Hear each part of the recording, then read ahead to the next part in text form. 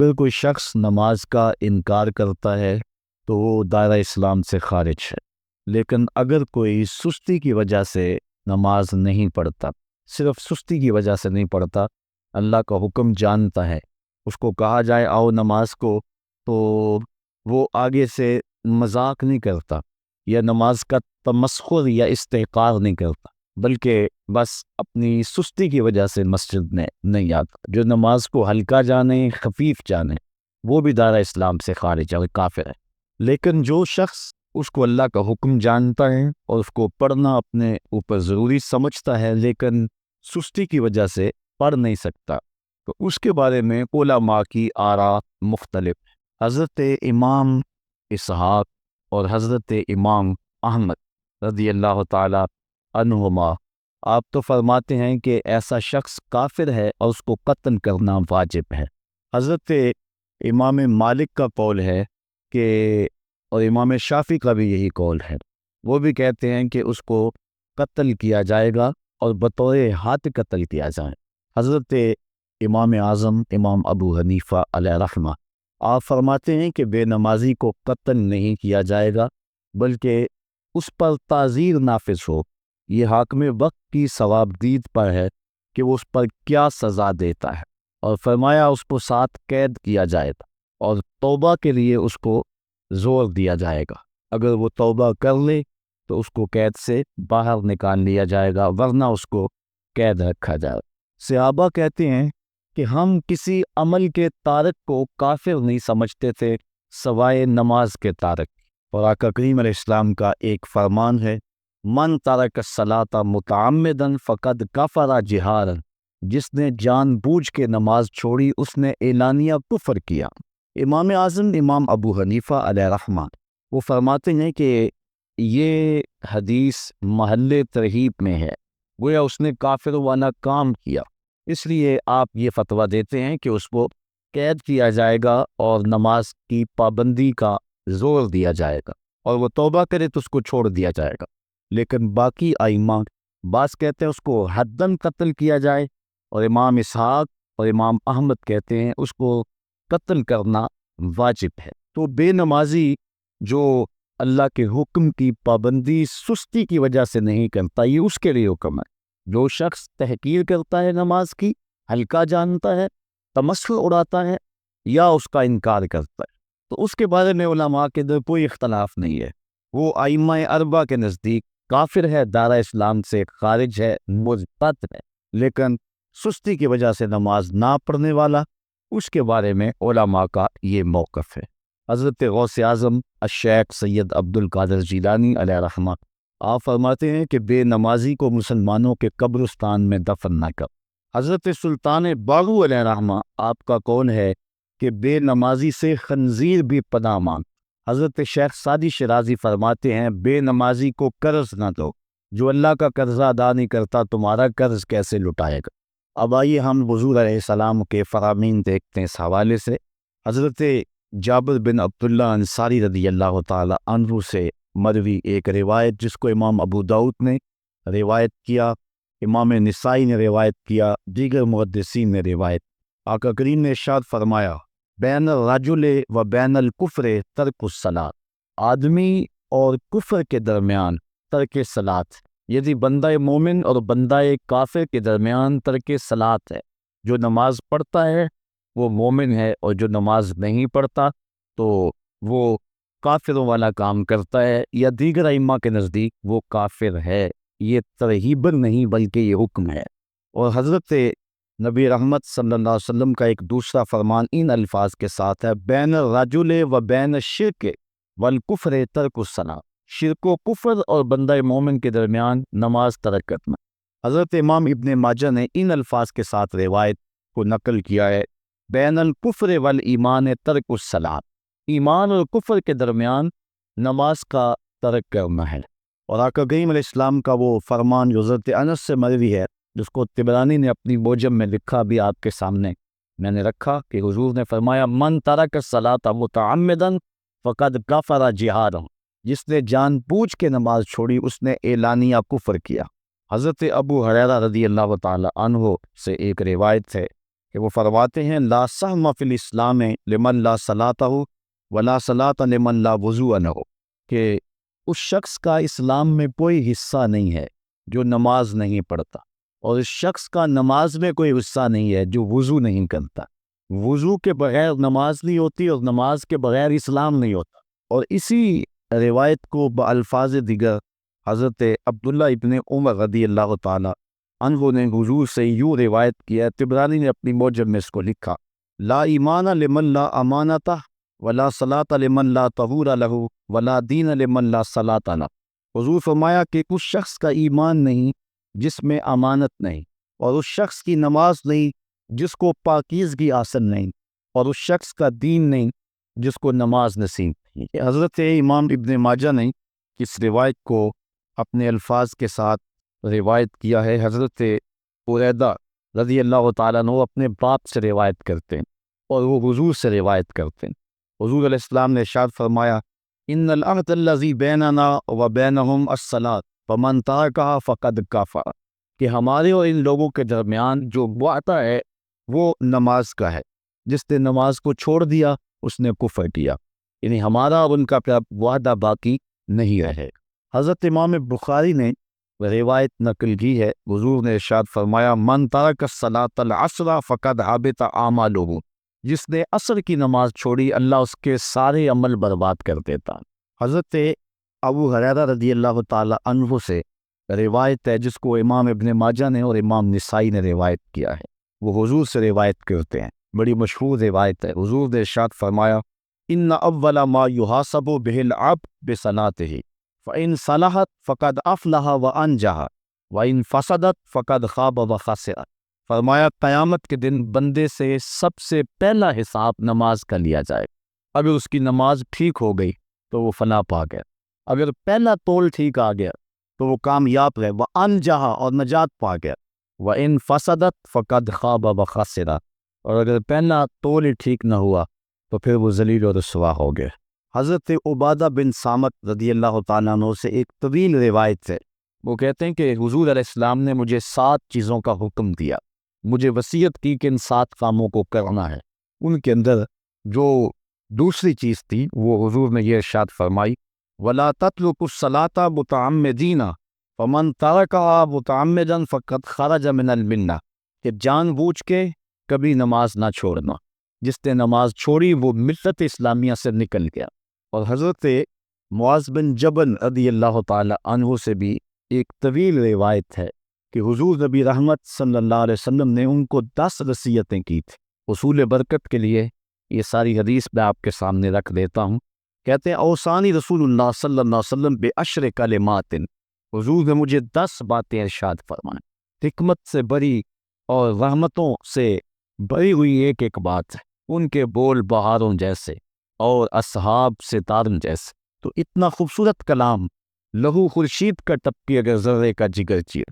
حضور نے 10 باتیں حضرت معاذ بن جبل رضی اللہ تعالی عنہ کو بطور وصیت ارشاد، کہتے ہیں کالا، حضور نے مجھے کہا، ارشاد کیا، لا تشرک باللہ شیئا وان قتلت وغرقت، اللہ کے ساتھ کسی کو شریک نہ ٹھہرانا، اگرچہ تجھے قتل بھی کیا جائے اور تجھے آگ میں جلا بھی دیا جائے، کبھی بھی اللہ کے ساتھ شریک نہ ٹھہرانا۔ دوسری بات حضور نے مجھے یہ ارشاد فرمائی، وَلَا تَعْصِ وَالِدَيْكَ وَإِنْ أَمَرَاكَ أَنْ تَخْرُجَ مِنْ أَهْلِكَ وَمَالِكَ، کہ اپنے والدین کی کبھی نافرمانی نہ کرنا، اگرچہ تجھے حکم دیں کہ اپنے مال کو اور اپنے بچوں کو لے کے گھر سے نکل جا، تو کہا یہ کر لینا، نکل جانا، لیکن والدین کی نافرمانی نہ کر۔ تیسری بات حضور نے ارشاد فرمائی، وَلَا تَتْرُكَنَّ صَلَاةً مَكْتُوبًا مُتَعَمِّدًا فَإِنَّ مَنْ تَرَكَ صَلَاةً مَكْتُوبَةً مُتَعَمِّدًا فَقَدْ بَرِئَتْ مِنْهُ ذِمَّةُ اللَّهِ۔ فرمایا اے معاذ بن جبل، فرض نماز جان بوجھ کر کبھی بھی نہ چھوڑ، زندگی میں کبھی نہ ہو کہ تجھ سے فرض نماز چھوٹے، اس لیے کہ جس نے فرض نماز جان بوجھ کے چھوڑ دی، اللہ اس کے رسول نے اس سے اپنا ذمہ اٹھا لیا، اب وہ جدھر مرضی جائے، اللہ نے جو ذمہ لیا ہوا ہے مومن کا، اللہ اٹھا لے۔ چوتھی چیز حضور نے جو ارشاد فرمائی، وَلَا تَشْرِبَنَّ خَمْرًا فَإِنَّهُ رَأْسُ كُلِّ فَاحِشَةٍ، اے معاذ بن جبل، زندگی میں کبھی بھی شراب نہ پینا، ہر بے حیائی کی جڑ ہے اور بنیاد ہے شراب۔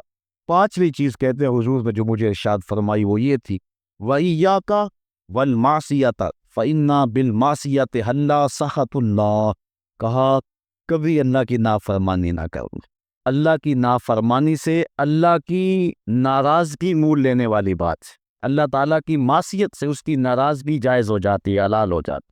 اور چھٹی چیز کہتے ہیں حضور نے یوں ارشاد فرمائی، وَإِيَّاكَ وَالْفِرَارَ مِنَ الزَّحْفِ وَإِنْ هَلَكَ النَّاسُ، کہا جب محاذ پہ ڈٹا ہونا تو کبھی پیٹھ نہ پھیرنا، اگرچہ لاشیں جو ہیں وہ گر رہی ہوں اور لوگ ہلاک ہو رہے ہوں، سارے لشکر کے ہلاک ہو جانے کا ڈر بھی ہو، لیکن کہا معاذ بن جبل میں تمہیں وصیت کرتا ہوں کبھی پیٹ پھیر کے بھاگنا نہیں ہے۔ حضور نے کہتے ہیں مجھے جو ساتویں چیز ارشاد فرمائی وہ یہ تھی، وَإِنْ أَصَابَ النَّاسَ مَوْتٌ فَاصْبِرْ، اگر تو کسی ایسے علاقے میں رہتا ہو جہاں موت آ جائے، کوئی بیماری آ جائے موت والی، تو علاقہ چھوڑ کے بھاگنا نہ، وہی رہنا۔ تیری قسمت میں زندگی ہوئی، تجھے کوئی موت دے نہیں سکتا، اور اگر موت تیرے لیے لکھی گئی ہے تو جہاں مرضی چلا جائے تو موت سے بچ نہیں سکتا، اس لیے ایسے مقام سے بھاگ کر نہ جانا، وہی ڈٹے رہنا اور وہی رکے رہنا۔ آٹھویں چیز کہتے ہیں حضور نے مجھے ارشاد فرمائی، وَأَنفِقْ عَلَىٰ أَهْلِكَ مِن طَوْلِكَ، کہا اللہ نے تجھے جو وسعت دی ہے، تجھے جو مال دیا ہے، اس کو اپنی اولاد پر کھل کے خرچ کرنا، اپنی اولاد سے بخل نہ کرنا، اولاد کے معاملے کے اندر جہاں ان کی ضرورت ہو اس کو کھل کے پورا کرنا ہے۔ اور حضور نے نویں بات جو ارشاد فرمائی وہ یہ تھی، وَلَا تَرْفَعْ عَنْهُمْ عَصَاكَ أَدَبًا، اپنی اولاد کو ادب سکھانے کے لیے ڈنڈا نہ چھوڑنا، عصا ہمیشہ لٹکا کے رکھنا، کوڑا باندھ کے رکھنا۔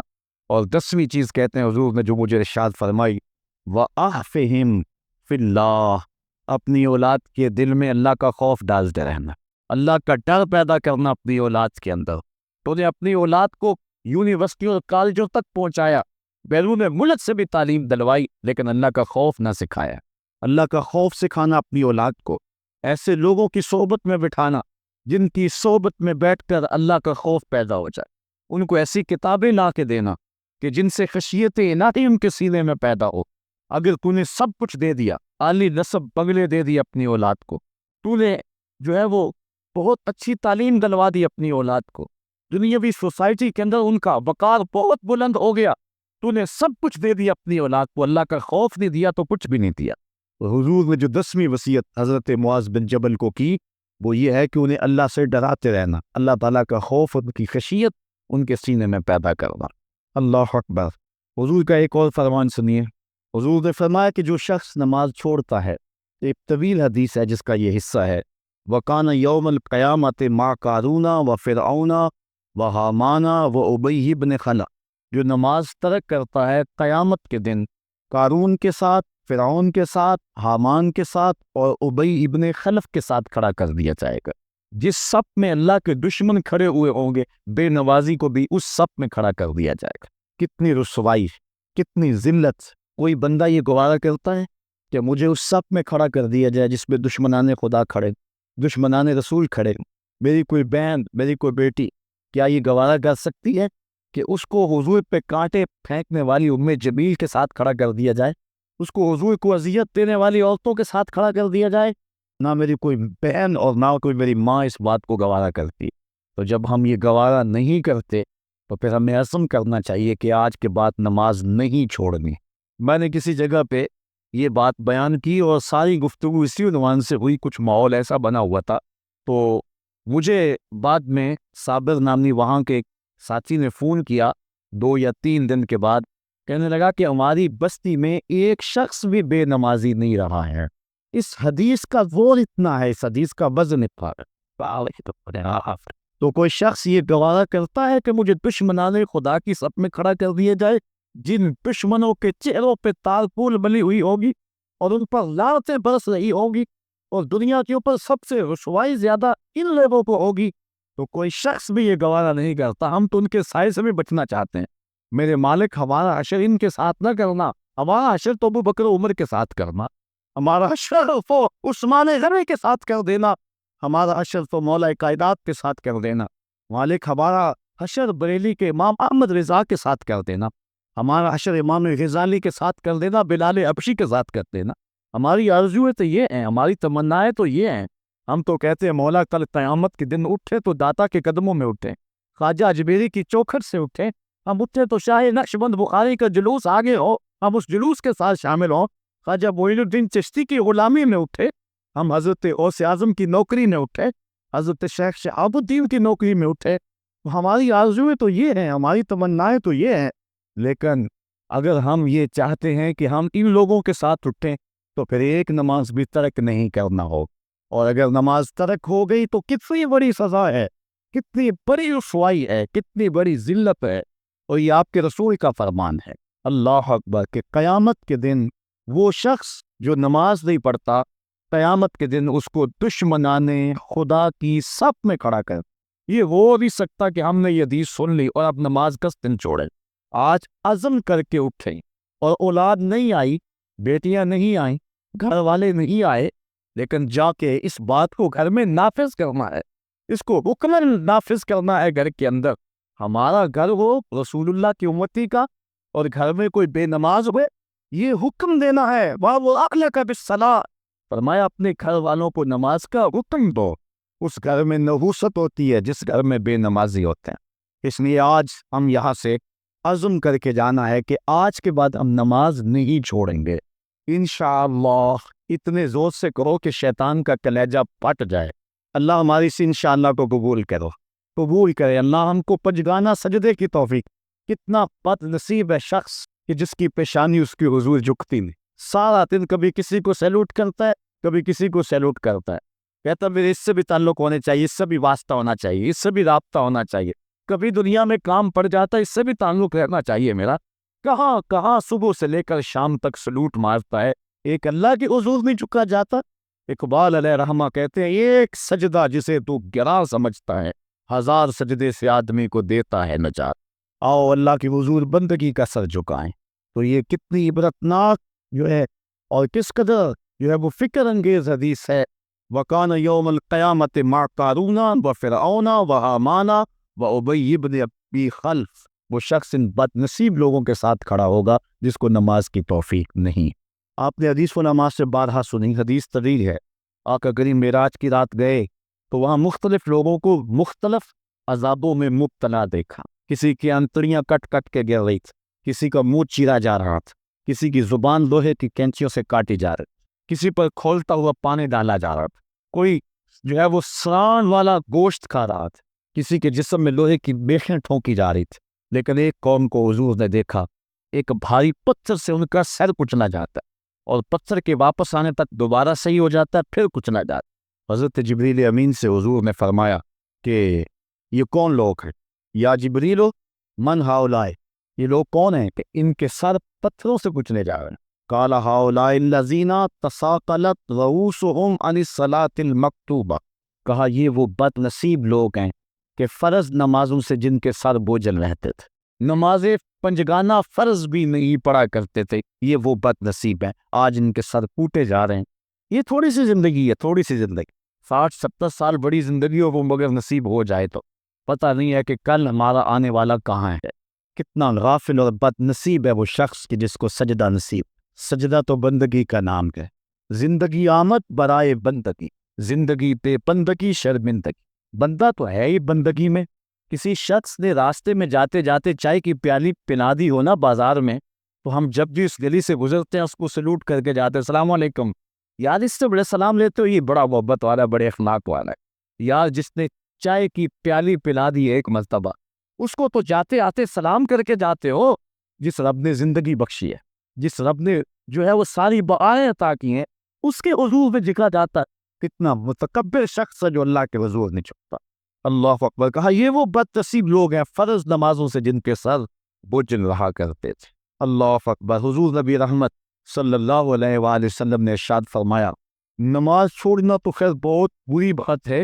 جو شخص نماز پڑھتے ہیں لیکن جماعت سے نہیں پڑھتے، فرمایا میرا جی چاہتا ہے کہ اپنی جگہ کسی اور کو کھڑا کروں اور جوانوں کا ایک گروہ ساتھ لوں، اور جو لوگ مسجد میں نماز پڑھنے نہیں آتے ان کے گھروں کو آگ لگا دوں.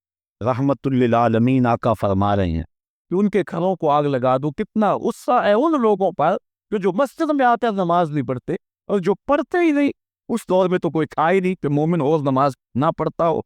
अल्लाह अकबर। तो मोमिन नमाज ही पढ़ते थे। तो अगर किसी से घर में नमाज पढ़ी गई तो फरमाया मेरा जी चाहता है। आज नमाज तो नमाज रही, हमको तो जुमा भी नसीब नहीं है। इतने लोग हैं कि जो पाबंदी के साथ नमाज जुमा भी नहीं पढ़ते। हुजूर का एक फरमान सुनिए, आका करीम ने इरशाद फरमाया, मन तरकल जुमुआता सलासा जुमाइन मुतवालियातिन फ़क़त नबज़ल इस्लाम वरा ज़हरे। जिसने बगैर किसी उज़र के 3 जुमे छोड़ दिए, उसने इस्लाम को अपनी पुश्त के पीछे डाल दिया, उसने परवाह ही नहीं किया इस्लाम की। और एक हदीस के लफ्ज़ हैं, मन तरका सलासु जुमुआतिन मिन गैर उज़रिन कुतिबा मिनल मुनाफिकीन। जिसने बगैर किसी उज़र के 3 जुमे छोड़ दिए, उसका नाम मुनाफिकों की फहरिस्त में लिख दिया जाता। और एक हदीस के लफ्ज़ इस हवाले से है, मन तरका सलासा जुमाइन तहावुलन बिहा तबा अल्लाहु अला कल्बिही। जिसने सुस्ती की वजह से 3 जुमे छोड़ दिए तो उसके दिल पर अल्लाह गफलत की मोहर लगा दे। ये वो बदनसीब शख्स है कि जो नमाज जुमा छोड़ता है। हज़रत इब्ने हजर ने अज़्ज़वाजिर के अंदर एक रिवायत लिखी है, वो फरमाते हैं जो शख्स नमाज तर्क करता है उसको बहुत सारी रसवाइयाँ, वक्त इतना तवील नहीं है कि एक एक चीज़ को तफसील से बयान करूं। वो कहते हैं पहली बात तो यह है कि उसकी उम्र में बरकत उठा ली जाती, दूसरी बात उसके चेहरे से सालिहीन का नूर उतार लिया जाता, तीसरी बात वो कोई भी अमल करे उसका सवाब नहीं मिलता, ये दुनिया पर उसको सजाएं, चौथी सज़ा दुनिया पर उसको ये मिलती है उसकी दुआएं कबूल नहीं होती, और पांचवी सज़ा उसके लिए ये है कि उसके लिए जो नेक लोग दुआ करते हैं उन दुआओं का हिस्सा उसे नहीं मिलता। मोमिन नेक सहरी वक्त उठ के दुआ मांगते अल्लाह पूरी उम्मत पर काम कर दे, तो ये भी उम्मत में शामिल है। दुआ अल्लाह वाले की तो कबूल हुई, लेकिन इसका हिस्सा निकाल दिया, इसका हिस्सा नेक लोगों की दुआओं से निकाल दिया गया। और जब वो मरने लगता है, नज़ा के वक्त 3 उसको सजाएं मिलती, एक तो भूखा मरता है, दूसरा प्यासा मरता है, तीसरा जलील होकर मरता। और कब्र के अंदर उसको 3 सजाएं। हज़रत इमाम इब्ने हजर कहते हैं कि तो उसकी कब्र तंग कर दी जाएगी, हत्ता कि इधर वाली पसलियाँ उधर और उधर वाली पसलियाँ इधर। दूसरा उसकी कब्र में आग डाली जाएगी, जो अल्लाह की हुजूर नहीं झुकता उसकी कब्र इस लायक है कि उसमें आग डाली। और तीसरी उसके ऊपर एक अजदहा मुसल्लत कर दिया जाएगा जिसका नाम है शजाउल अक़रा, और जब वो टंग मारेगा तो 70 गज तक वो शख्स ज़मीन में दरस जाएगा और वो मुसलसल ये डंग मारता रहेगा। और कहा कि 3 सज़ाएं उसको हशर में पहुंचेंगी, एक तो उसका हिसाब सख्ती से लिया जाएगा, और जिसका हिसाब सख्ती से लिया गया वो बच पाएगा, हिसाब से बचेगा वो जिससे अल्लाह सरफ नज़र करेगा। अल्लाह अकबर। एक तो उसका हिसाब सख्ती से लिया जाएगा, दूसरा अल्लाह ताला जल्ला शानहू अपने कहरो ग़ज़ब को उस पर ज़ाहिर करे, और तीसरी इसको सज़ा ये दी जाएगी कि उसको जहन्नम में डाल दिया जाए। साथियों, मैं और आप आज की इस बज़्म में ये पुख्ता आज़म करके उठें कि आज हम खुद भी और अपनी औलाद को भी, अपने दोस्तों को भी, मेरे वालिद गिरामी फरमाया करते थे, जिससे दोस्ती हो ना उसकी उंगली पकड़ के दीन की राह पे ले आओ, ये दोस्ती का हक है। उसके लिए आप बहुत कुछ करते हैं, लेकिन अगर उसको दीन नहीं दिया तो कुछ भी नहीं दिया। कोशिश करो मेरा दोस्त हो और जन्नत में जाए। वालिदैन बच्चे के मुस्तकबिल के लिए कितनी कोशिश करते हैं, लाखों रुपया लगाते हैं मुस्तकबिल ठीक हो जाए, करते हैं क्या नहीं करते? यूनिवर्सिटियों के अंदर, कॉलेजों के अंदर कितनी भारी फीसें भरते हैं, क्यों इतना कुछ क्यों कर रहे हो? मैंने देखा बूढ़ा बाप अपनी कमर पे बोरियां लाद के मजदूरी करता है, माएँ अपना जेवर बेच रही हैं कि औलाद पड़ जाए। भैया इतना कुछ क्यों कर रहे हो कि मुस्तकबिल ठीक हो जाए? ये मुस्तकबिल कितना है? 20-25 साल का, और जो असल मुस्तकबिल है उसकी फिक्र ही नहीं किसी। असल मुस्तकबिल तो वो है, अल्लाह अकबर। बैरून मुल्क जाए बेटा तो माँ कहती है बस दुआ करो कि मेरा बेटा खैरियत से पहुंच जाए। बेटी की शादी करती है तो माँ कहती है दुआ करो कि अपने घर में उसको चैन मिल जाए। किसी का इंटरव्यू होता है, लोग कहते हैं जनाब दुआ करो कि इस इंटरव्यू में वो कामयाबी से गुजर जाए। मैं कहता हूँ जब कब्र पे उतरता है फिर किसी ने आकर कभी नहीं कहा कि दुआ करो मुश्किल घड़ी आ गई है, खैरियत से गुजर जाए। असल इम्तिहान तो ये है, अगर इस इम्तिहान से गुजर गया तो कामयाबी और बाबराती। ये थोड़ा सा मुस्तकबिल दुनिया का, उसके लिए हम कितने पैसे लगा देते हैं, सब कुछ औलाद को आता है, हर शय फल फल पढ़ते और बोलते हैं, दुआए कुदूत भी नहीं आती होती। तो हम अपनी औलाद के लिए दीन का तोहफा इसको कभी ना छोड़ें। अल्लाह अकबर। कोशिश करें, मेहनत करें। हुजूर नबी रहमत صلی اللہ علیہ وآلہ وسلم نے ان بد عمل واعظین کی بات بھی کی ہے کہ جو لوگوں کو نیکی کا حکم دیتے ہیں اور خود اس پہ عمل نہیں کرتے۔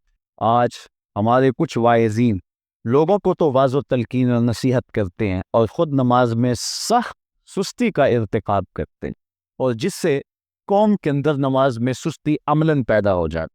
کوئی عرس کی تقریب ہو، کوئی محفل نعت ہو، کوئی جلسہ ہو، کوئی شادی کی تقریب، نماز کے وقت کا پورا خیال رکھا کریں اور اس بات